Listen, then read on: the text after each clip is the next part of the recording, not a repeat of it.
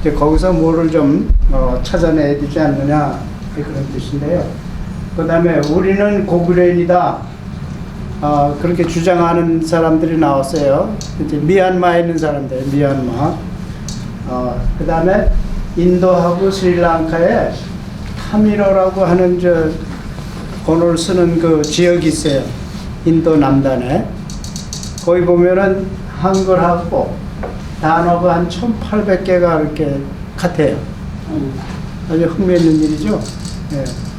그 다음에 당나라에 끌려간 고구려 유민들이 중국으로 들어가 중국 남쪽으로 내려와서 한 마을을 이루고 사는데 이제 이름을 라후족이라고 한대요. 이제 라후족이 이제 우리 한국말 많이 쓰고요. 그 다음에 우리는 고조선의 후예다. 그 한국 사람이라는 주장하는 또 그 민족들이 이제 나타났어요. 그 다음에 한국 역사에 편입되고 싶다. 요새 이제 한국이 잘 나가잖아요. 그러니까 야 우리도 한국의 조상하고 이렇게 같으니까 우리 한국에 편입되고 싶다. 어디서는 어디죠? 연해주에 있는 울라디보스토크 그쪽에 있는 한 그 성은 이제 그 소련 그 모스크바에도 대고 우리는 너희들한테서 독립하겠다. 그리고 한국에다가 통치를 맡기겠다. 뭐 그런 얘기도 하고 그런데요. 이제 그런 데가 여러 군데 있어요. 그 다음에 우리도 한국 역사다 하는 이제 그거고요. 그 다음에 고려인이 많이 있는 그 독립국가들이 있습니다. 저기 중앙아시아 뭐 이런 데 가면은. 그 다음에 1000년 전까지 고려인이 많은 독립국가면서 자기네가 쓰던 문자를 한글로 한국말로 섞으려고 하는 그런 움직임도 있고요. 1000년 전까지 우리 조상들 살던 거 이런 이제 사이트도 있고요. 우리는 한국계 옥조인들, 우리 역사에서 옥조라는 말 많이 들으셨죠? 옥조. 그 옥조 사람들이 그 만주부 쪽에 있는데 백인들 혈통이에요. 근데 자기네가 이제 우리 고조선 역사, 단군 역사의 제 일부다. 그러고서 이제 들어오겠다는 거죠. 그 다음에 이제 커다란 질문이 뭐냐면 금나라, 청나라, 우리 역사인가? 중국이 자기네 역사라고 주장을 하잖아요. 현재 자기네 테리토리 안에 있으니까 그 안에서 벌어진 모든 거는 중국 역사다 이렇게 얘기하는 거예요. 어제 떼놈 같은 생각이 있네. 그러나 이제 따지고 올라가 보면은 신라나 우리 옛날 우리 한국 역사인들의 그 후손들이라는 거죠. 그 다음에 이제 만주족 역사, 여진족, 금나라, 청나라. 이게 우리 역사는 아니냐. 사실 따지고 보면 우리 역사예요. 네, 중국의 한족하고는 관계가 없어. 네, 그래서, 그 다음에 이제 마지막으로 이제 한국인과 유전적으로 가장 유사한 10개 소개를 해드립니다. 근데 이거를 지금 제가 보여드리는 이제 슬라이드에 유튜브 링크가 한 30개가 넘어. 그건 뭐 다 해야지, 며칠 밤을 새워야지 다 보셨어요. 오늘 그건 안 하고, 제가 소개만 해드리고, 한 두세 개만 보여드릴 거예요. 그리고 나중에 제가 이거를 이제, 우리 이 회장님한테 드려서, 그 웹사이트에 올려놓으면은, 그때 들어가서 보시면 돼. 제가 몇 년 걸려서 찾아낸 링크들이니까, 이제 그런 거 걱정 안 하시고 들어가셔가지고 보시면 되고, 그 안에 또 막 따라 나오거든요. 근데 그거 이제 보시면 되고. 그래서 이제, 우리가 온라인 시대, 인터넷 시대에서 정보들이 그렇게 많이 이제 쏟아져 나오는데, 그 중에서, 금싸라기 같은 걸 모아가지고 우리가 원하는 좋은 결론을 낼 수도 있고, 좋은 정보를 이제 수집하면은, 우리 역사나 이제 민족성 이런 거를, 이렇게 이제 통합할 수 있는 이제 그런 기회가 됐다 저는 말씀드리네요. 아니야.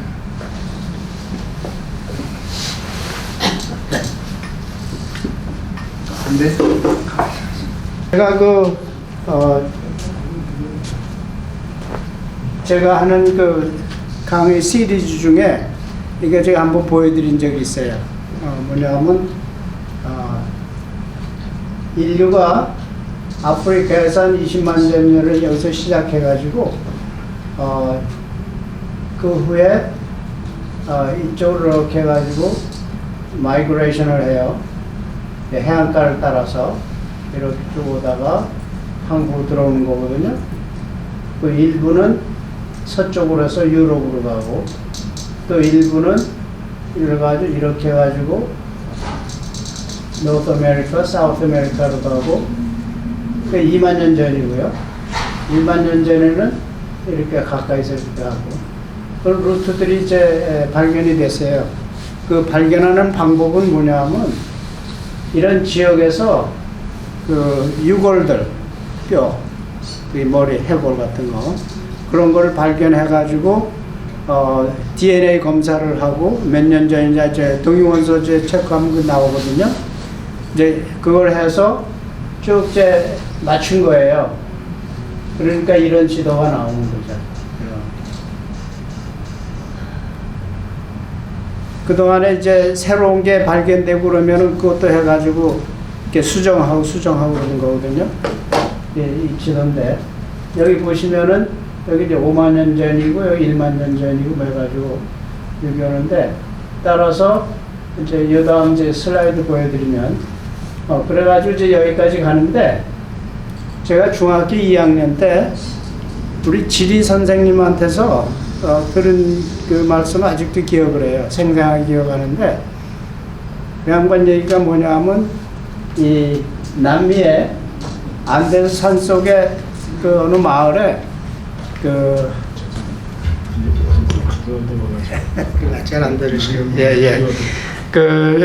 안데스 산맥의 깊은 산골에 마을이 있는데 거기는 한국하고 사는 그 스타일이 아주 비슷하대요. 아주 부엌에 아궁이가 있고 솥이 있고 그 용어 쓰는 거 보면은 부지깽이 부엌 소뚜껑 이런 그 용어들이 한국말로 똑같아요. 그리고 이제 그 뒷간 있죠, 변소 뒷간 이제 멀리 떨어져 있는데 뒷간에 가면은 널판지 2개가 있어가지고 거기 앉아가지고 용변 보고 이러는 그런 것들이 한국말하고 똑같은 그 용어들이 한 40개가 있었답니다. 그 말씀을 듣고 제가 굉장히 어린 마음에 굉장히 좀 예민하게 받아들인 적이 있는데 아직 잊어버리질 않아요. 이제 우리 조상들의 일부가 이리 넘어가지고 여기까지 갔었지 않냐 그런 얘기죠. 근데 그건 우리가 모르고 있는 건데 그런 사실들을 쫙 모아가지고 컨설데이트하고 그러면은 큰 그림이 나올 것이다. 이제 그런 말씀을 드리는 겁니다. 자세하게 또 말씀드리면 그 아시아 게놈 로드 프로젝트를 해가지고 조선일보하고 서울대학교하고 공동 연구를 했어요. 그 중에 이제 이홍규 서울의대 명예교수가 있는데 제 친구예요. 이분이 이제 조인을 했었는데 이런 걸 제가 알려줬는데 아까 말씀드렸지만 저 아프리카에서 중동으로 해가지고 터키죠. 카자흐스탄으로서 몽골로 해가지고 러시아 이렇게 남쪽으로 내려오고 하나는 이제 이쪽으로 해가지고 인도로 해가지고 이렇게 이제 그런 그림이 밝혀지는 거죠. 여기에 사용된 그 유전자는 뭐냐면 미토콘드리아라는 그 DNA가 세포 안에 DNA가 있는데 그 이제 모계 사회로 이렇게 유전이 된답니다. 그거를 이제 추적을 해가지고 만드는 치료예요. 예. 그래서 아까 여기 보면은 여기서 이제 쭉 마이그레이션 해가면서 이제 한국을 이제 베트남 이쪽에서 북쪽으로 들어가지 않았겠어요? 네. 그래가지고 한국 사람은 북방계가 70%고 남방계가 한 30%, 중국은 그 반대예요. 북방민족 30%, 남방민족 70%. 그래서 보면은 근본적으로 좀 다르죠. 언어도 다르고 문법 체계나 이런 게 다르잖아요. 중국 사람들은. 제가 이런 말씀 드리는 거는 중국 친구들이 그 동북공정 해가지고 자기네 땅이라고 자꾸 주장하잖아요. 이거를 이제 들이대면은 원천적으로 야, 너희들은 북방민족도 아닌데 북방민족이 만드는 그런 역사나 지역을 어떻게 너희들 거로 만들려고 그러느냐. 그제 카운터 시키는 거죠. 원천적으로 카운터 시키는 방법입니다. 여기 좀 지도 보시면은 우리가 역사에서 많이 배우잖아요. 뭐 파미르 공원에서 왔다, 알타이 산맥에서 왔다, 바이칼 호수에서. 아까 그 지도 마이그레이션 패스로 이렇게 해가지고 한반도로 내려온 거죠. 큰 그림을 보면은. 지금 제가 말씀드리고자 하는 건 오늘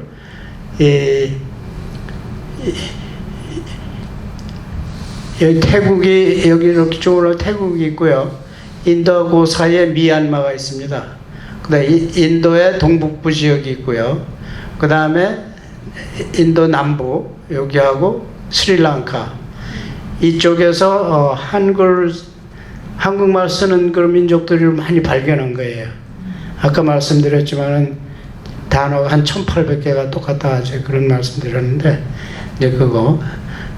그 다음에 이제 일부가 이렇게 해서 일로 넘어가, 노스 아메리카, 사우스 아메리카 넘어간 거죠. 근데 이런 것들이, 옛날에 다들 연구하고 그래서 자료는 있었지만, 이런 큰 그림에서 이렇게 인테그레이션 하고 그러는 건 못했었어요. 근데 요새 온라인에 뭐 유튜브다 뭐 정보가 막 쏟아지니까, 이제 그거를 이제 인테그레이션 하면은 큰 그림이 나오겠지 않느냐 이런 얘기죠. 뭐 잘 아시겠지만 여기 보면 이 황하강이 있고요. 그 다음에 이제 여기 요하가 이렇게 있죠. 그 다음에 소위 말하는 이제 만리장성이 이 길석산이라고 하는 저 해변 도시가 있어요. 여기서부터 이렇게 해가지고 이제 만리장성이 생기는데, 이게 그 진시황 때나 중국 고대사에서 나오는 얘기인데, 이제 지금은 이제 여기가 북경 뭐 이러지만 그 당시에는 중국은 그 전에는 황하 문명이라 그래가지고 요쯤에서 중국이 자기네들이 말하는 중국이 시작됐어요. 그때 말하기를 중원이라 그랬어요. 여기 중원이라 그러는데 그 말 자체가 중국의 중원이지, 이제는 이제 세계적으로 나가서 이제 세계의 중심이다 뭐 이런 또 주장을 한다고요, 이 사람들이. 차이나. 그래서 여기서 조그맣게 시작한 거고, 이 당시에 여기서 시작할 때는 동이족이었어요. 이 사람들 다 동이족이었어요. 이 한족의 역사는 길지 않습니다. 그리고 이 북쪽에 이제 홍산 문화라는 게 뭐냐 하면은, 여기 그 북경 문화가 있다 그러잖아요. 그 4대 문명의 발상지로 북경이 나오죠. 그런데 북경의 역사보다 한 1500년이 빠른 홍산 문화가 발견됐어요. 이게 발견되기 시작하면서 그 안에 보니까 한국 조상들의 흔적들이 여기저기 있는 거예요. 그리고 여기서는 특히 이제 옥기라고 해서, 옥구슬 있죠? 옥이 많이 나오고 그래서 이제 옥기 문화라고 그러도 홍산 문화 이렇게 하는데, 이게 발견이 되고 시작하니까 중국 사람들이 이제 큰일이 난 거예요. 자기네 북경 역사가 제일 오래된 줄 알았더니 1500년 앞섰는데, 이게 보니까 자기네 조상의 흔적은 아니더라는 거죠. 그래서 또 이거 숨기려고 그러고, 이거를 어떻게 정당화해가지고 자기네 역사를 만들려고 그래요. 뭐 이제 되지도 않는 얘기지만,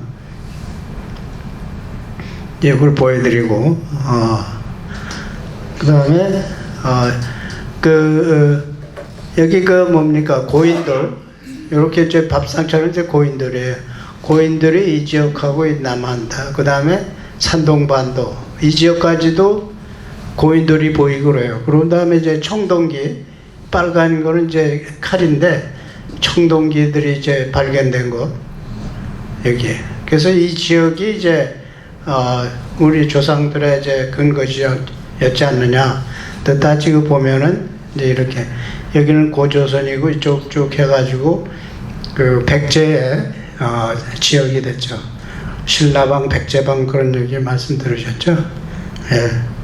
그리고 제가 지난번에도 말씀드렸지만 여기는 13,000년 전까지도 물이 없었어요.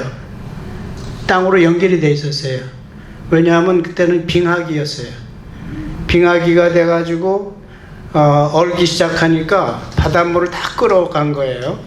그런데 빙하기가 끝나고 녹기 시작하니까 이쪽으로 물이 차기 시작하는 겁니다.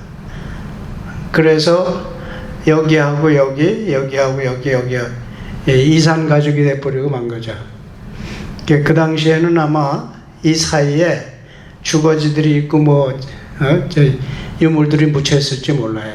예. 그때 그 문화적인 자치로 아까 말씀드린 옥기 문화 이 지역이죠. 홍산 문화 해가지고 그리고 이 사람들은 이제 옥기를 어마니 해가지고 무덤을 파면은 옥들이 이렇게 많이 나온대요.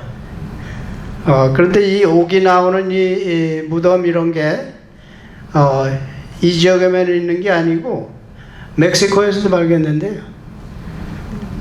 그러니까 분명히 연결이 된 거예요. 예? 같은 조상으로서 문화를 같이 하고 이렇게 여러 가지 그 유물이 나오고 여기도 이제 재미난 게 이 글씨가 들어있어요. 이제 해석을 어떻게 하는지 모르겠지만 굉장히 흥미로운 이제 그죠. 그리고 이것도 하나는 그 상고시대 때 이 빗살무늬 톡이라는 게 있는데 이거를 발견한 곳이 한반도에서부터 만주, 몽고, 시베리아, 중앙아시아 뭐 이렇게 해가지고 스칸디나비아 반도에서도 발견이 된답니다. 이 빗살무늬 토기가 신석기 시대 건데 이게 뭐를 의미하느냐. 이제 결국은 여기 퍼져가지고 살았는데 여기서 간 거냐 저기서 온 거냐 아니면 여기서 양쪽으로 퍼진 거냐 알 수 없는 거죠. 이제 그런 또 흥미로운 얘기는 여기에서 말이죠. 여기는 이제 눈으로 쌓인 그 북극 아니에요. 북극 지역인데 그 북극 지역에 보면은 그 황인종 같은 사람들이 산속에서 나온대요. 그 살고 있는데 왜 거기서 그런 사람들이 나오느냐. 이제 이게 이제 아마 토기하고도 관계가 있을 텐데 이렇게 이제 퍼져서 살았나 봐요. 이제 그 다음에 이제 또 흥미로운 얘기 제가 말씀드렸는데 백인들이 어떻게 해서 백인이 됐냐. 그걸 연구한 사람이 있어요. 그 사람들 얘기는 이 지역에 북극 지역에 눈에 덮여서 사는 사람들은 그 햇빛을 받아가지고 바이타민 D를 만들어서 이제 인체가 돌아가게 하는 건데 이 바이타민 D가 모자라면은 여러 가지 병에 걸린대요. 그러니까 이제 우리 인간의 몸이 어떻게든지 바이타민 D를 더 빨아들이기 위해서 이 살갗 있잖아요. 살갗 밑에 그 팻층이 있어요. 그 팻이 이제 자외선 같은 게 들어오면은 거기서 막아줄 때 방어를 하거든요. 근데 이게 너무 두꺼우면은 또 덜 들어오니까 바이타민 D를 생산을 못해요. 그러면 이제 비실비실하든지 병이 생기든지 그러겠죠. 이제 그런 거를 인간의 몸이 수천 년을 지나가면서 어자스트해서 스킨 밑에 있는 팻층이 자꾸 없어진 거죠. 그러면서 이제 서바이브를 했는데 그러다 보니까 스킨이 하얘졌다. 그래서 이제 How White Becomes White. 제가 그래서 그런 그 연구한 걸 제가 읽은 적이 있습니다. 여기서 보면 이제 한국이 있고 타일랜드 북쪽, 미얀마, 인도 북쪽, 동북쪽, 그 다음에 남쪽, 그 다음에 중앙아시아, 여기 중앙아시아, 이쪽 카자흐스탄 쪽에 그렇죠. 그 다음에 이쪽 그 아메리칸 인디안, 멕시칸 인디안들 굉장히 그 우리 조상들이 자취가 남아 있는 것이고요. 그리고 그 아메리칸 인디안들의 그 언어 이런 거를 연구하는 언어학자들이 있는데 서양 사람들은 이건 도저히 해석을 못 한대요. 근데 한국 사람을 이렇게 들여다보면 금방이야. 우리말하고 너무 같죠. 조상들의 그 트레이스가 같기 때문에 그런 에피소드도 있더라고요. 여기서 이제 제가 링크를 이렇게 이제 해드리고 그러는데 제가 그 우리 이 회장님 통해서 제 사이트에다 올려드릴 테니까 들어가서 이제 관심 있는 거 하나둘씩 열어보시면 좋을 거예요. 예를 들어서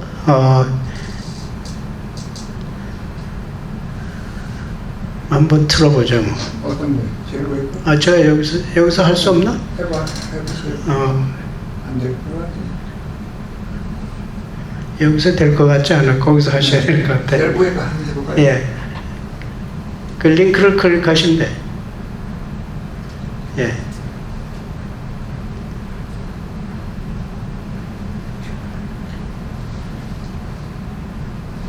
하나, 둘, 셋,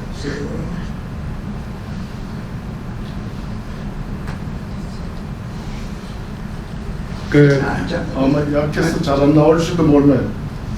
바로 그러면 가만. 예. 아빠, 엄마, 나. 인도에 낯선 땅에서 들리는 한국어, 가나니, 한국어라고 타밀라는 인도의 타밀이라도 예. 근방에서 사용되는 드라비다어족에 속하는 언어다. 인도 밖에서는 싱가포르, 스리랑카에서 공용어 중 하나에 속해 있다고 한다. 이 언어의 재밌는 점은 한국어 발음이 유사한 유사 단어가 무려 400에서 500여 개 달한다는 거다. 앞서 소개한 것처럼 한국어, 엄마, 아빠는 각각 아빠, 아빠로 발음된다. 나는 날 때 나도, 타밀어도 나이며, 언니도 언니라 부른다고 한다. 아프다는 똑같이 아파. 이리와는 올려와. 할아버지는 할아버지. 메뚜기는 메뚜기. 여기서 끝이 아니다. 한국어로 엉덩이를 궁둥이라고도 발음하는데 타밀어로는 궁디라고 말한다고 한다. 어디서 많이 들어봤다 싶더니 궁디는 궁둥이의 경상도 방언으로 쓰이고 있다. 구한말 조선의 원선교사들은 타밀어와 조선어에 닮은 점이 많다며 놀랐다고 한다. 인도 언어학계에서도 타밀어와 한국어의 유사성에 의미를 부여하고 있다. 엄청 멀게만 느껴졌던 나라였지만 이렇게 보니 마음의 거리는 엄청나게 가까웠던 탐이죠. 논란연구소에서 또 다른 신기한 언어들을 만나보자. 아빠, 엄마, 나. 낯선 땅에서 들리는 한국어, 가나니, 한국어라고 타밀라는 인도의 타밀나도 근방에서 사용되는 드라비다어족에 속하는 됐습니다. 언어다. 인도 밖에서는 싱가포르, 스리랑카에서 공용어 중 하나에 속해 있다고 한다. 이 언어의 재밌는 점은 한국어 발음이 유사한 유사 단어가 이제 무려 400에서 500여 개에 달한다는 거다. 예.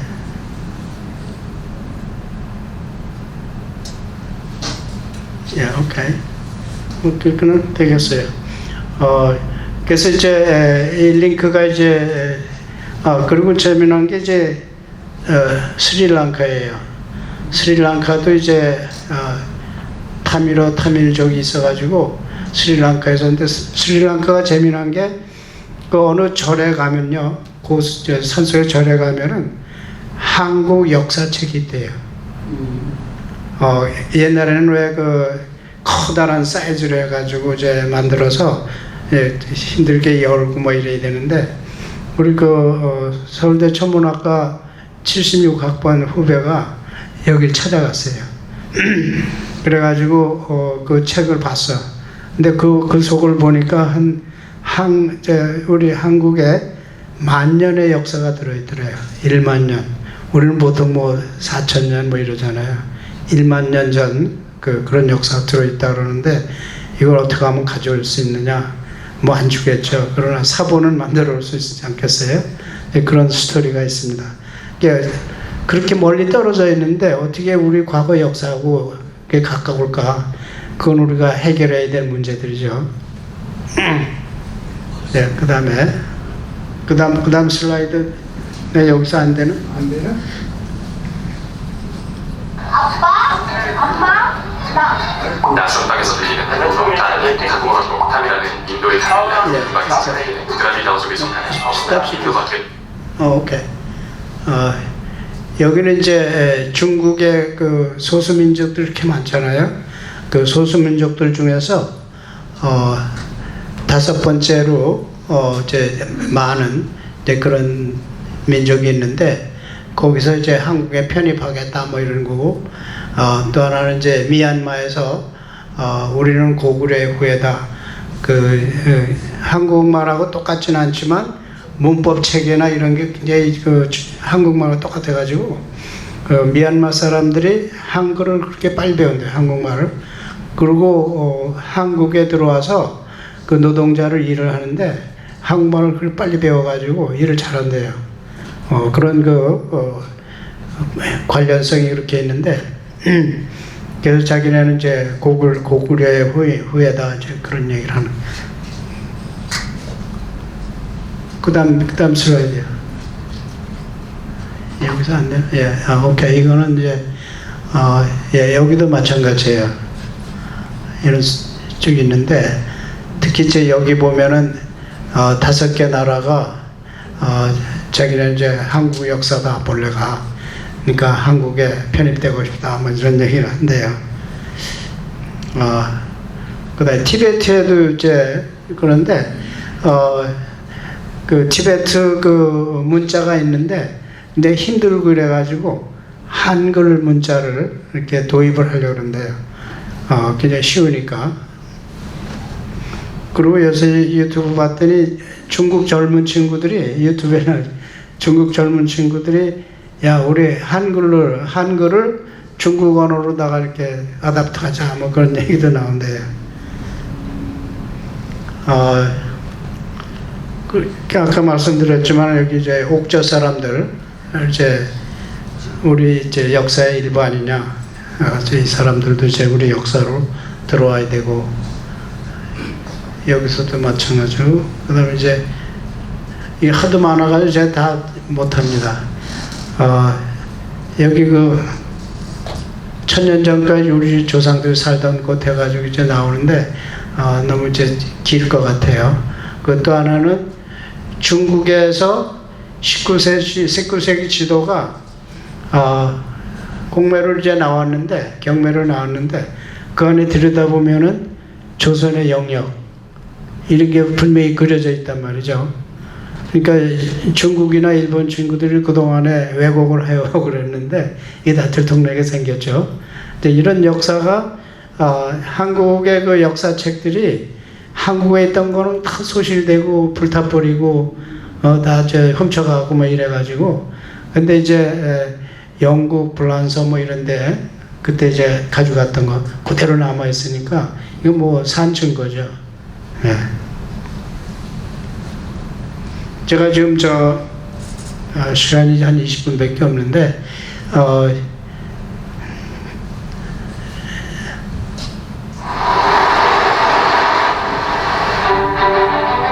끄세요. 예. 그다음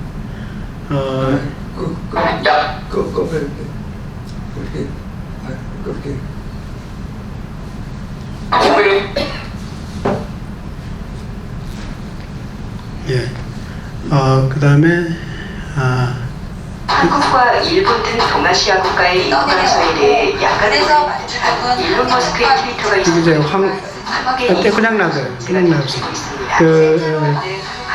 중국이나 만주에 특히 만주에 그 여러 민족들이 후예들이 살고 있잖아요. 그 중에 청나라 황실의 인척들 많이 있었을 거 아니에요. 그 후손들이 살고 있어요. 그리고 세계가 변하고 이제 인터넷이나 이런 걸 통해 가지고 정보가 빠르게 교환되고 뭐 이러니까 이제는 우리가 우리 목소리를 내가 될 때가 되지 않았느냐. 그래서 청나라 왕가 그 후손들이 우리는 중국인이 아니고 청나라 후손이고 한국하고 더 가깝다. 그런 얘기를 이제 하기 시작하는 거죠. 예. 그래서 이제 금나라, 청나라가 이제 우리 역사인가. 특히 이제 그 청나라가 들어섰을 때요. 청태종이 그 학자들을 이제 모아가지고 그 청나라의 역사를 써라. 그래가지고 쓴 게 여기 이제 말씀드리는 만주원료고라고 하는 책을 썼어요. 그 안에는 고구려 신라 백제 얘기가 다 들어 있습니다.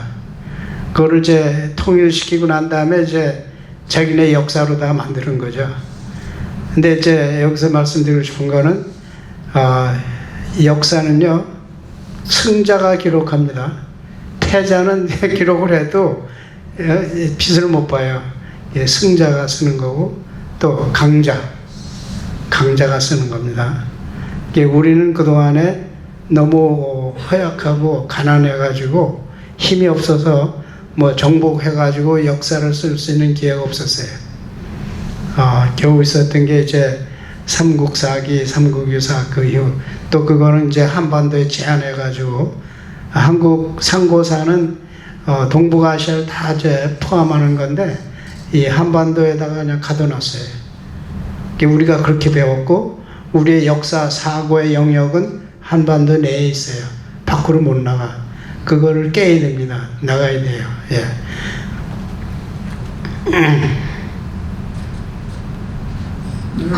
예, 잠깐만 놔주세요. 신라하신 대우를 했다는 건 그만큼 금나라를 한칸 신라적 인물입니다. 실제로 삼이 제방지 전쟁에서는 그 유튜브에 들어가면은 그 역사에 대한 거를 강의하는 분들 참 많아요. 역사학자들을.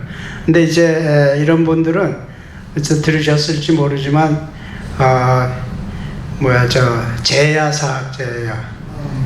그 제야사학자라는 건 뭐냐면 그 대학이나 고등학교 이런 데 역사 교수 이런 분들이 강단에 설 수 있는 그런 분들은 강단사학자예요. 그렇게 불러요. 그리고 강단사학자의 그 이론하고 제야사학자의 이론은 아주 달라요. 강단사학자들은 자기네 그 지도교수 선배들한테서 배운 걸 쭉 따라가는 거죠. 근데 그걸 따라가지 않으면 강단사학계에서 서바이벌을 못한대요. 자꾸 이렇게 따돌림 받고 뭐 이래가지고 그래서 어쩔 수 없이 따라가는 거예요. 자기가 동의를 안 해도 밥그릇 때문에.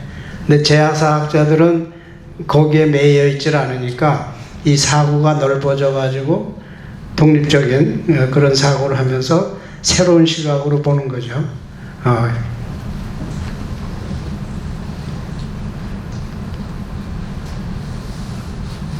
그 다음 페이지 안 나오나? 예. 10번 예. 여기도 이제 보면은 이제 여기 북한도 여기 어디지? 일본 북쪽 이쪽하고 그래서 요 위에 여기도 한국계 사람들이 꽤 있다 그래요. 그 다음에 당나라에 끌려가 가지고 고구려 유민이 돼서 이 라후족이라고 하는 이제 민족들이 중국 남쪽에 있어요. 이제 한국의 후손들이죠. 그 당나라가 이제 고구려를 멸망시킨 다음에 한 20만 정도를 이렇게 끌어왔대요. 그래서 중국 각 지역에다가 이제 보내서 이제 그 후에 정착을 했는데 라후족이라고 하는 이제 그런 민족이 중국 남쪽에 있답니다. 예. 아까도 말씀드렸지만 이제 이거는 인도의 북동부 티베트, 네팔, 불탄일 때 이제 동이족 계통의 사람들로 이제 추정이 되고요. 언어라든가 여러 가지가 아주 비슷하다고 합니다. 그 요새 흥미로운 거는 일본 상류층에서 이제 한국말을 이제 그렇게 많이 배우려고 그러고 한국말 하는 걸 이제 자랑스럽게 생각하는 그런 분위기가 생겼답니다. 그저 젊은 층 애들도 그러고 그 젊은 층 애들 이제 하이스쿨 이런 애들은 한국말로 자기 이름을 하나 만든대. 이제 그런 그 풍조가 있다 그럽니다. 이거 아까 말씀드린 게 그거고요. 여기 이제 잠깐만 밑에 세 번째 있죠. 안녕하세요, 시식구입니다. 그걸 한국의 민족들이 각각 동뛰고 있다는 사실은 어떤 걸? 아니 이제 두 번째 거 들으셔도 돼. 근데 좀 길긴 한데 두 번째가 잠깐 틀어주세요. 잘 알려져 있습니다. 그렇다면 북방계와 남방계의 호남 민족이라는 한국인은 어떨까요? 한국인과 유전적 유사성이 높은 민족들에 대해서는 그동안 다양하게 연구가 이루어졌습니다. 오늘은 이를 알아보겠습니다. 현재까지 이루어진 각종 연구 결과를 종합하여 이를 정리했습니다. 다만 이러한 연구는 학자들 간의 기준과 방법에 따라 각기 다른 결과를 보인다는 점을 유념해야겠습니다. 대표적인 10개의 민족입니다. 지금 시작합니다. 중국의 공식 소수민족인 투지아족은 전체적으로는 800만 명 이상의 인구가 중국 본토에 등록되어 있는데 중국의 55개 소수민족 중 8번째로 인구가 많은 소수민족입니다. 후난성에 투지아족의 3분의 1이 몰려있고 그 외 후베이성에도 적지 않은 인구가 거주하고 있습니다. 투지아족은 과거 토드캐드 개보 프로젝트를 통한 유전적 유사성 결과에 있어 베트남인이나 몽골인보다 더 유사하다고 분석된 바 있습니다. 실제 투지아족을 본다면 일부 사람들은 외형적으로 한국인과 유사해 보여 주목되기도 했습니다. 15족은 중국의 55개 소수민족 중 하나지만 인구는 20만 명 정도로 소수민족 중에서도 적은 편입니다. 이들 중 70%의 15족이 랴오닝성에 몰려있고 이외 신장 위구르 자치구에도 3만 명 이상이 거주하고 있습니다. 이들의 기원에 대해서는 다양한 주장이 제기됐지만 대체로 만주족에서 파생됐다는 시각이 많은데 언어나 문화 등을 봐도 실제 만주족과 유사한 편입니다. 한편 유전적 분석으로 보면 이러한 15족은 앞선 투지아족보다 한국인과 더 유사하다는 결과가 공개되기도 했습니다. 인구 900만 명 정도인 이족은 중국의 55개 소수민족 중 7번째로 많은 인구로 이 중 절반 이상이 중국의 소수민족이 한 55개 있대거든요. 그 중에서 10개가 한국하고 직접적으로 관련이 있다, 유전적으로 관련이 있다, 그런 말씀 때문에 드립니다. 남성이 여성보다 5월에 여성의 지위는 낮았습니다. 또한 과거에는 일부 다처제도 존재했습니다. 이러한 이족은 유전적으로 다른 민족에 비해 한국인과 유사하다고 평가된 바 있습니다. 한국인과 유전적으로 유사하다고 평가받은 나시족은 인구가 30만 명을 약간 상회하는 정도로 스촨성과 유난성 인근에 거주하고 있습니다. 이들은 앞선 이족과 달리 목의 사회 문화를 지니고 있어 여성의 지위가 비교적 높다는 특징을 갖고 있습니다. 특히 나시족의 최연장 여성은 한 집안의 중심이 되는데 이러한 최연장 여성이 거주하는 곳에는 집안의 미성년 자녀들이 모두 모여 거주한다는 독특한 문화가 있습니다. 또한 남성이 원하는 여성이 있어 잠자리를 원할 경우 최종 결정 권한은 여성에게 있어 여성의 선택을 기다려야 합니다. 다만 워낙 자유로운 남녀 관계를 유지하다 보니 생물학적 아버지를 명확히 판단하기가 어려워 외삼촌이 아버지 역할을 맡아 양육한다는 점도 주목할 만합니다.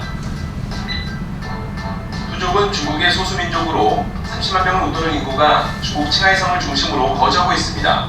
언어 계통을 보면 알타이어족 몽골어군으로 분류할 수 있지만 현재 투족은 중국어를 사용하고 있고 전통적인 언어 문화는 멸종위기 상태입니다. 이들은 티베트 불교를 주요 종교로 두고 있는데 일부지만 한국 선교 영향을 받아 기독교인들도 있는 것으로 알려져 있습니다. 이러한 투족은 도드캐드 프로젝트에 따른 유전적 평가에서 한국인과 유사하다고 평가된 바 있습니다. 인도 북동부의 맨 끝단에 위치한 아루나찰 프라데시 주에는 인구 30만 명 정도의 니시족이 있습니다. 인도 전체로 보면 이들은 소수민족 중에 소수민족이지만 적어도 아루나찰 프라데시 주에서는 가장 많은 비중을 차지하고 있는 민족이기도 합니다. 앞선 민족과 달리 인도의 민족이라 독특하긴 하지만 이들은 한국인과 유사한 유전적 특성이 있다고 분석된 바 있습니다. 실제로 인도라고 하더라도 쉽게 목격할 수 있는 대다수의 인도인들과는 외형적 차이를 보이고 있고 오히려 몽골계라는 인종적 분류에 따라 동아시아 인근의 민족들과 비슷한 유무를 유지하고 있습니다. 러시아 바이카로 인근의 브라티아 공화국에는 30만 명에 가까운 브라티족이 거주하고 있습니다. 러시아의 다른 지역과 몽골, 중국 등에 거주하는 브라티족을 모두 본다면 인구는 전체 50만 명 이상입니다. 이러한 브라티족은 미토콘드리아 DNA를 통해 83.7%가 동부 유라시아, 16.3%는 남부 유라시아가 기원으로 러시아의 상대 도시인 노버시비르스크의 유전학자들의 연구를 통해 브라티족이 한국인과 유전적으로 가장 가깝다고 주장했습니다. 참고로 FST 유전적 거리 측정에 따른 결과에서 브라티족은 한국인에 이어 북부 한족, 일본인, 남부 한족수로 유사했습니다. 아오족은 국내에서 의외로 잘 알려져 있습니다. 일본인과 비슷하게 한국인과 유전적으로 비슷한 민족이라는 분석 결과 때문이었습니다. 아오족은 25만 명 정도의 인도네 소수 민족으로 앞선 니시족의 아루나찰 프라데시주와 인접한 인도 북동부의 나가랜드주에 주로 거주하고 있습니다. 실제 아오족은 도드캐드 계보 프로젝트의 분석 결과처럼 인도인임에도 한국인과 매우 유사한 내용을 갖추고 있어 많은 관심을 끌었는데 인종적으로는 몽골계로 분류되고 있습니다. 또한 이들은 19세기 말 선교의 영향으로 인도의 핵심 종교인 힌두교가 아닌 기독교를 주요 종교로 두고 있다는 특징을 갖고 있습니다. 동아시아의 퉁구스계 민족인 만주족은 인구수로만 본다면 중국에서 네 번째로 많은데 중국을 비롯해 대만, 홍콩 등 인접국을 포함한다면 인구는 1000만 명 이상입니다. 중국 내에서는 야오밍성과 허베이성에 많은 만주족이 거주하고 있습니다. 만주족이 한국인과 유전적으로 유사하다는 연구 결과는 그동안 다양한 곳에서 제기됐습니다.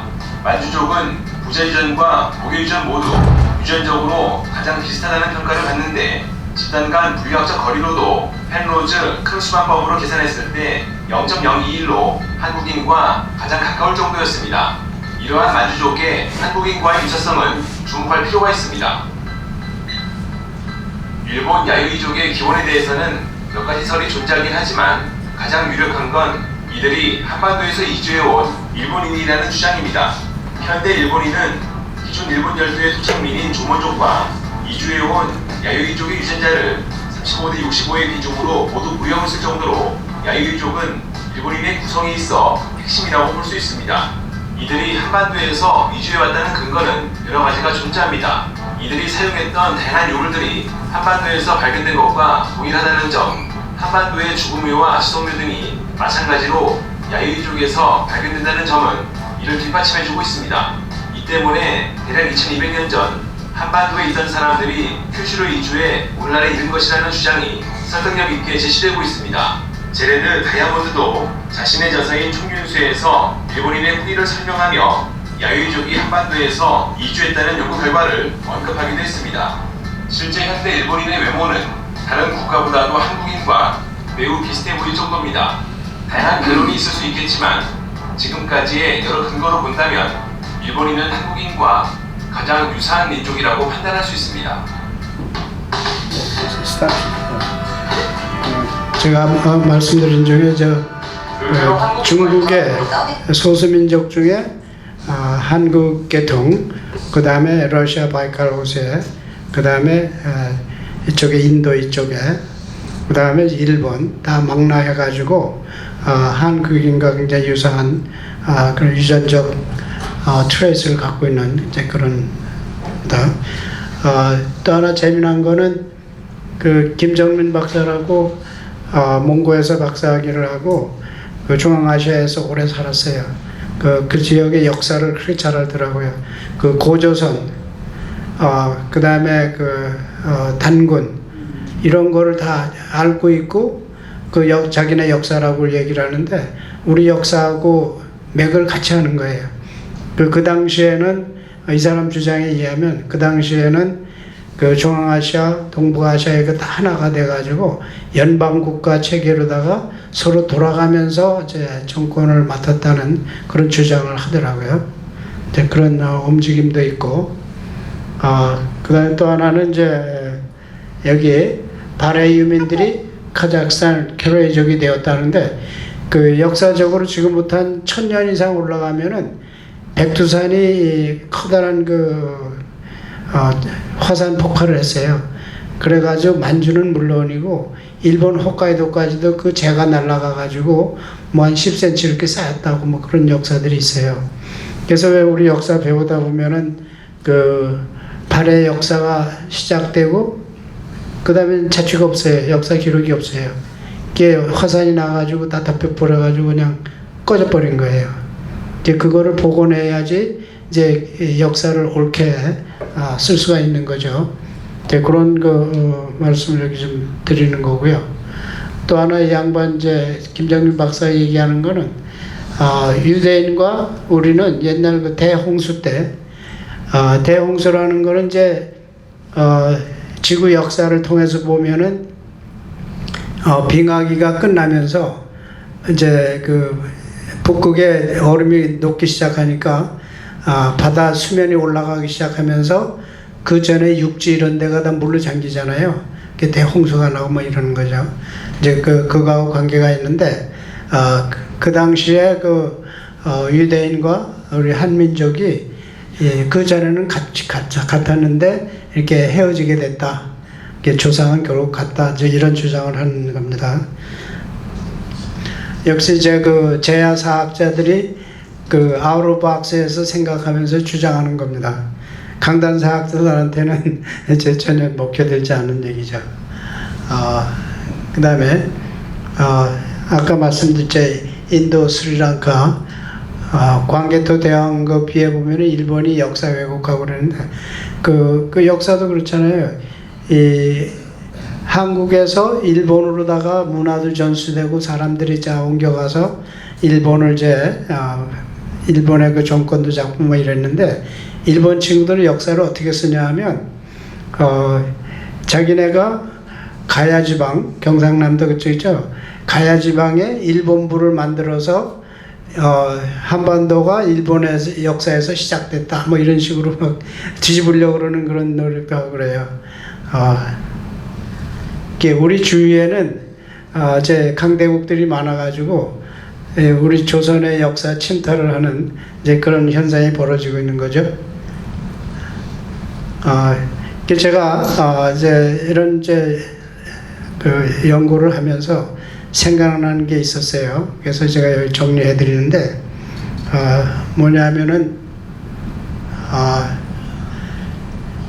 우리가 고대사를 옳게 밝히면은 동이족의 동북아시아 역사를 밝혀내고 한국 고대 현대사를 통일시키고 세계에 퍼져 있는 한국어를 사용하는 한국계 민족들을 연대하고 동북아시아의 주인이 되어 한반도, 요아, 몽고, 연해주 등을 관리할 수 있어야 하고 주변 강대국 중국, 일본, 러시아에 휘둘리지 않는 부유하고 강력한 국가로 재탄생해야 한다. 그런 생각이고요.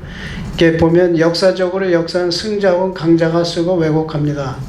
한국 한민족은 가난하고 연약하여 자기들의 역사를 제대로 쓰지 못하고 잃어버린 역사가 많았다. 사실이죠.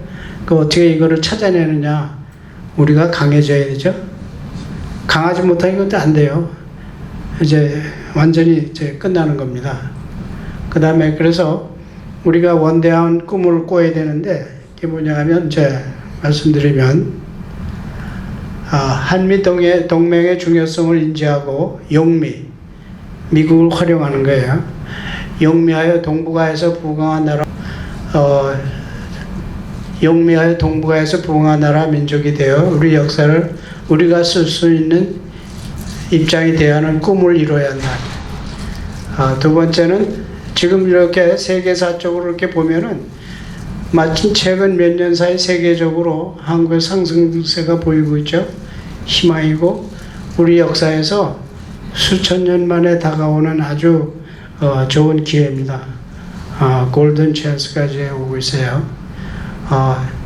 이럴 때 우리 코리안 아메리카는 한국과 한민족을 위해서 또한 미국을 위하여 여러 면에서 적극적으로 기여해야 된다. 그런 말씀을 드리면서 끝을 내겠습니다.